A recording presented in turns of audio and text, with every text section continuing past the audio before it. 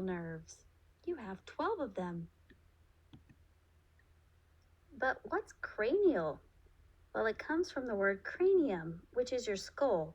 So cranial nerves are the nerves inside your cranium, your skull, and they're a special set of nerves. Cranial nerves come in a pair. There's one for the left side and for the right side. There's two kinds of cranial nerves. There's motor nerves that move your muscles like a motor, and there's sensory nerves.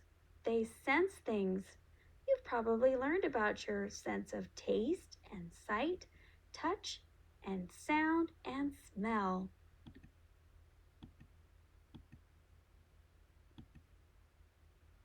There are 12 cranial nerves, and the first one is the olfactory nerve, and it's a sensory nerve. Remember, sensory means it can sense things for you, and this one gives you your sense of smell. What's your favorite smell? I like the smell of mint. The second cranial nerve is your optic nerve. It's another sensory nerve, and it gives you your sense of sight. It helps you see things. What do you like to see? Cranial nerve number 3 is your oculomotor nerve. It's a motor nerve. Did you hear that in its name? Motor, remember, means it moves a muscle. It's the motor. This motor nerve moves your eyelids, and it also dilates your pupils. Pupils are the black part of your eye, and it makes the opening in them get bigger and smaller. Cranial nerve number 4 is a trochlear nerve. It's another motor nerve, moves your muscle. This one moves the muscle of your eye, so it can move down and to the side.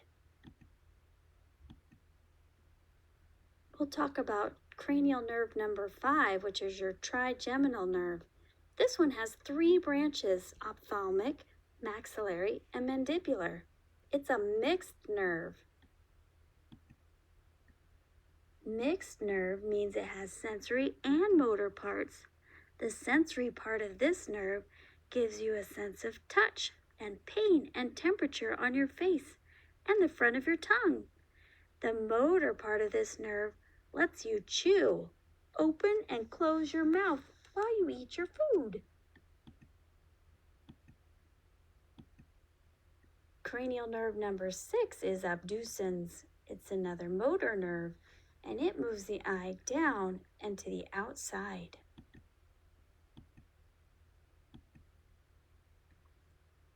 Cranial nerve number 7 is the facial nerve. It's another mixed nerve. That means it has sensory and motor components. The sensory part of it is the taste on the front part of your tongue. I like the taste of cinnamon gum. Do you have a favorite taste? The motor part of it is a facial expression. It means you can smile and frown. It also helps you make tears and saliva. That's a fancy word for spit. On to cranial nerve number 8, vestibulocochlear. That's a long word for the auditory nerve, which means it helps you hear. It's a sensory nerve, and it's also in charge of helping you with your balance. Whoops, don't fall down. Cranial nerve number 9 is the glossopharyngeal nerve. It's another mixed nerve. The sensory part of the glossopharyngeal nerve has to do with the touch and taste, both on your tongue, on the back part, and back in your throat, the pharynx. And it also is involved with making you gag. You know, if you put your finger in the way back of your mouth, how you start gagging, that nerve's in charge of that. It also has a motor part, and the motor part is in charge of helping you with your speech muscles. It helps you talk. It also is involved with saliva. Did you remember that meant spit?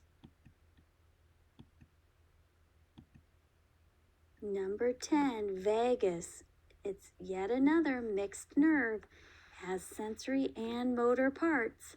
Sensory part of it is the touch pain temperature in your chest area and your belly and your throat.